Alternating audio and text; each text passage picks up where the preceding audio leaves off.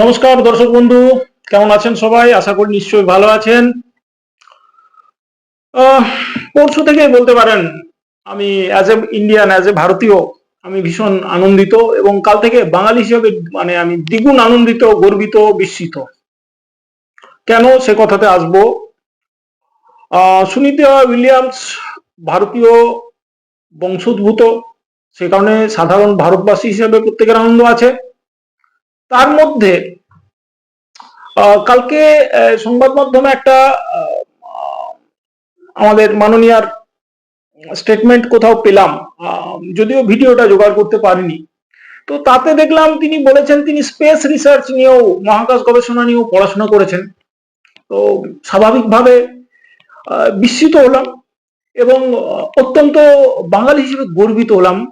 কেন বলছি আপনাদের, সমালোচনা মানুষ যে কেউ করতে পারে, কিন্তু ভাবুন একটা মানুষ কতটা হাম্বল, কতটা বিনয়ী হলে এইভাবে থাকতে পারে। মানে ওনাকে দেখেছেন লক্ষ্য করে, পায়ে সিম্পল সাদা চপ্পল, হাওয়াই চপ্পল, সাদা শাড়ি, ওনার অগাধ জ্ঞান কিন্তু কোনো গর্ব নেই। মনে করে দেখুন, উনি চিত্রশিল্পী, খুব ভালো ছবি আঁকতে পারেন, কোটি কোটি টাকায় ওনার ছবি বিক্রি হয়।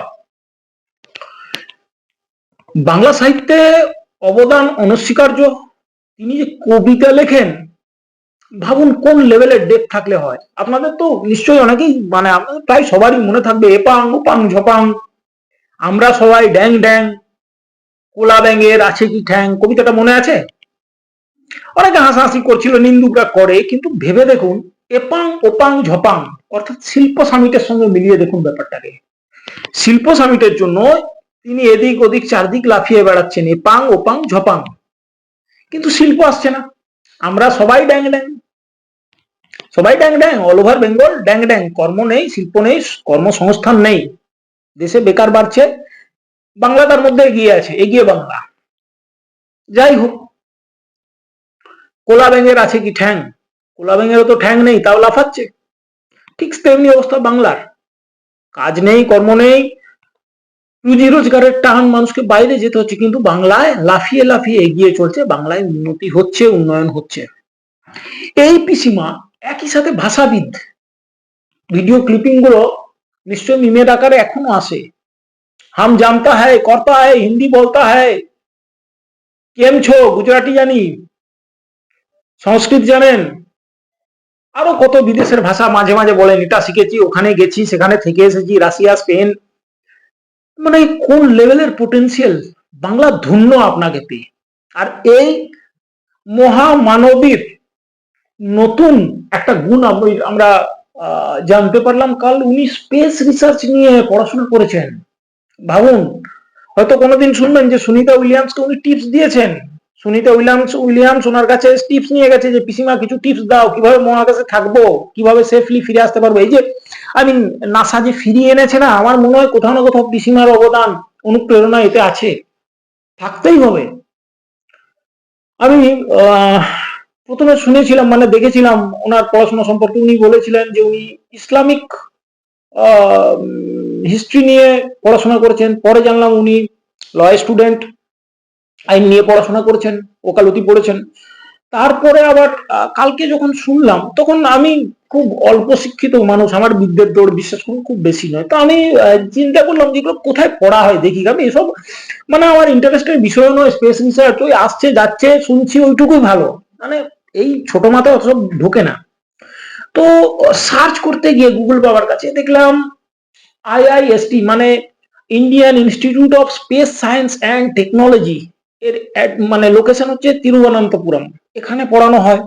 ISRO, Indian Space Research Organisation, আপনারা জানেন।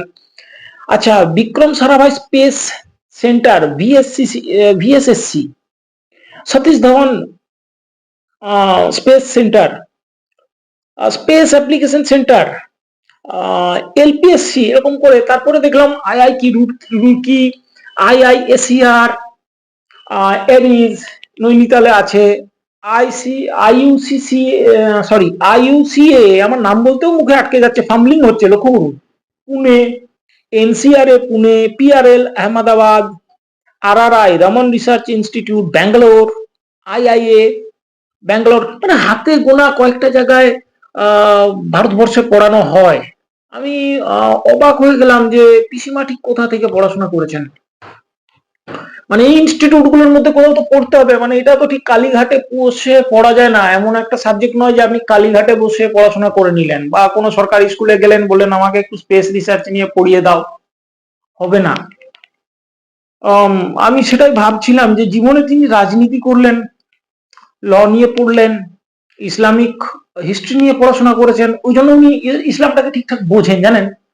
খুব ভালো ইফতার পার্টি এতে যে দেখবেন ওনাকে ঠিক মানিয়ে যায় ব্যাপারটা। মানে উনি যে কদিন আগে বলছিলেন না যে আমি বাঙালি বন্দ্যোপাধ্যায়, ব্যাপারটা ওনার সাথে যায় না, কিন্তু এই ইফতারের ব্যাপারটা ওনার সাথে কিন্তু খুব ম্যাচ করে।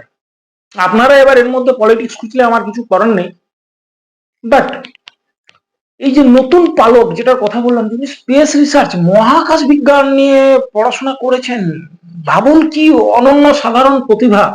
একটা মানুষের মধ্যে কত কোয়ালিটি থাকতে পারে। ফুটবলও উনি খেলেন, দেখেছেন, ফুটবল খেলেন উনি। তাহলে উনি ফুটবলও খেলেন, খেলোয়াড়, রাজনীতিতে তো বড় রাজনীতিবিদ, অ্যাক্টিং ফ্যাক্টিংও বোধহয় করেন, জানেন। আমার মনে হয়, জানি না কেন মনে হয় উনি ভালো অভিনেত্রীও। যাই হোক, 26 আসছে, ভোট আসছে, ওনার এই স্পেস রিসার্চের জ্ঞান দলকে কতটা উপরে নিয়ে যাবে সেটাও দেখার। তবে বাঙালি হিসেবে গর্ব হয়, আজ গর্ব হচ্ছে। ভাবুন কাকে আমরা মুখ্যমন্ত্রী বানিয়েছি।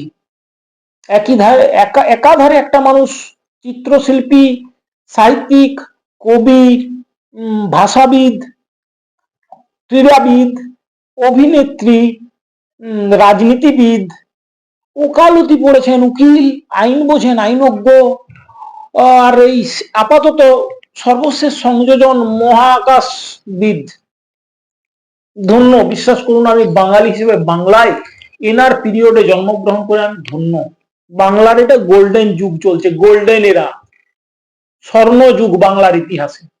আমরা মুখ্যমন্ত্রী হিসেবে পেয়ে আপনাকে ধন্য, বিশ্বাস করুন, ইতিহাস আপনাকে মনে রাখবে।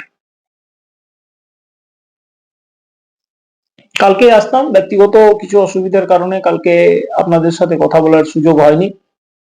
যদি সহমত হন কমেন্ট সেকশনে অবশ্যই লিখবেন। আপনারা যদি ধন্য মনে করেন আর ভালো লাগলে বন্ধুদের মধ্যে এটাকে শেয়ার অবশ্যই করবেন। নমস্কার।